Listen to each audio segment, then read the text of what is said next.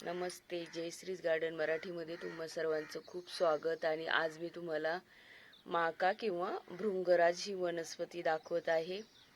तर सर्वच कुंड्यांमध्ये अशी थोडी थोडी आलेली आहे आणि बरीचशी मी काढून पावडर पण करून ठेवत आहे, म्हणजे प्रोसेसिंगमध्ये आहे ती पावडर करण्याची. तर उन्हाळ्याचे दिवस आहेत आणि प्रत्येक कुंडीमध्ये थोडा थोडा माका आलेला आहे. एकदा लावला की त्याचे इतके बारीक बिया असतात की कुठं पण पडतात आणि उगवून येतात पावसाळ्यामध्ये. तर हा माका आता मी काढून घेणार आहे. तर काही माक्यांना फुलंसुद्धा आलेली आहेत. तर चॅनलवरती माझे बरेच व्हिडिओ आहेत माकाची कशी ओळख करायची वगैरे, कुठे मिळतो. तर तुम्ही हा माका मिळाला तर जरूर तुमच्या कुंडींमध्ये लावा, कारण केसासाठी, नवीन केस येण्यासाठी, काळेभोर होण्यासाठी, केसातला कोंडा वगैरे सर्व दूर होण्यासाठी ह्या माक्याचा उपयोग होतो. मी त्याचं बऱ्याच वेळेला तेल केलेलं आहे आणि विक्रीसुद्धा केलेली आहे. तर माझं आता तेल संपलेलं आहे, तर म्हटलं फक्त माक्याचंच तेल करूयात.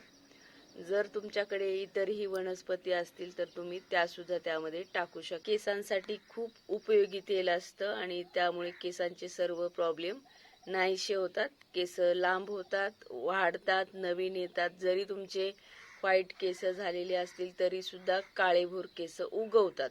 हा माझा प्रत्यक्षात अनुभव आहे. आणि मी आता हा माका काढून घेणार आहे. तर माका ओळखण्याची खूण आहे. हे पांढरे फुलं आहेत त्यांना, आणि याला तोडलं तर आपले हात काळे होतील. हा माका मी स्वच्छ धुवून घेतलेला आहे. मी याचे आता बारीक तुकडे करणार आहे. माक्याचं तेल हे कधी कधी गरम पडतं आणि त्यामुळे याच्यामध्ये थोडी तुळशीची पानं टाकली तर ते आपल्या केसांसाठी चांगलं असतं. म्हणून मी याच्यामध्ये आता थोडी तुळशीची पानं टाकणार आहे. तर 15-20 तुळशीची पानं घेतलेली आहेत आणि माक्यामध्ये आपण हे मिक्सरला लावून घेणार आहोत. असंच वाटून घ्यायचं आहे, खूप बारीक नाही करायचं. आणि वाटताना सुद्धा याचा कलर काळा पडलेला आहे. कढाई तुमच्याकडे लोखंडाची असेल तर घ्या, नाहीतर स्टीलची घ्या. जाड बुडाची कढई घ्या. 200 ml तेल घेतलेलं आहे, खोबरेल तेल आहे. गॅस लो ठेवायचा आहे एकदम. आणि हे आपण ही जी पेस्ट केलेली आहे ती टाकायची आहे. बारीक गॅस ठेवायचा आणि हळूहळू असं ढवळत राहायचं आहे. पुढील व्हिडिओमध्ये मी सर्व वनस्पती घेऊन तेल कसं बनवायचं ते दाखवणार आहे. हा माका तुम्हाला नर्सरीमध्ये आरामशीर मिळून जातो. या तेलामुळे तुमचे जे केस असतात ते खूप छान होतात. केस गळणे कमी होते, केसातील कोंडा नाहीसा होतो आणि लांब व्हायला मदत होते. अजून फाटे फुटलेले असतील ते कमी होतात आणि 100% नवीन केस उगवून येतात. हा मी अनुभव घेतलेला आहे. आणि नवीन केस उगवतात ते सुद्धा काळेभोर उगवतात. जरी तुमचे व्हाईट केस असतील तरी सुद्धा. फक्त हे तेल केल्यानंतर काळजी घ्यायची आहे, स्वच्छ बॉटलमध्ये भरून ठेवायचं आहे, काचेच्या बरणीमध्ये. म्हणजे बरेच दिवस राहतं हे तेल, खराब होत नाही.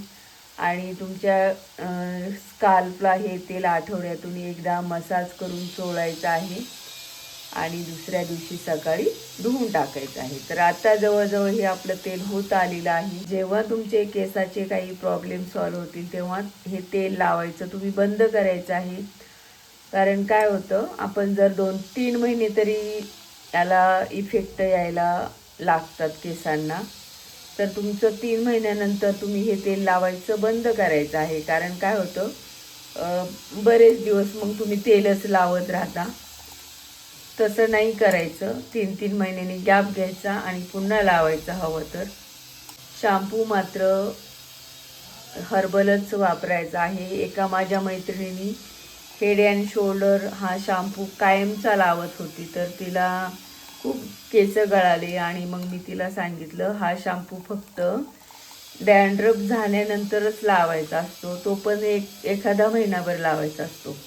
10 मिनिटाच्या आतमध्ये हे तेल बनतं. आता हळूहळू हे बुलबुले कमी व्हायला लागलेले आहेत येण्याचे आणि आपलं तेल तयार झालेलं आहे जवळजवळ.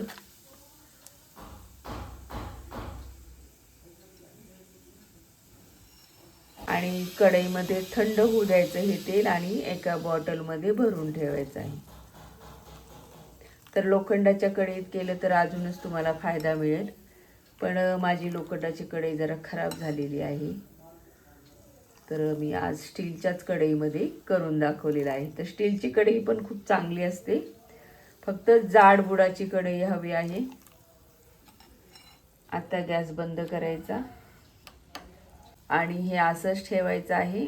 थोड्या वेळाने हा सर्व गाळ जो असतो तो खाली बसतो आणि स्वच्छ तेल तुम्हाला दिसून येईल.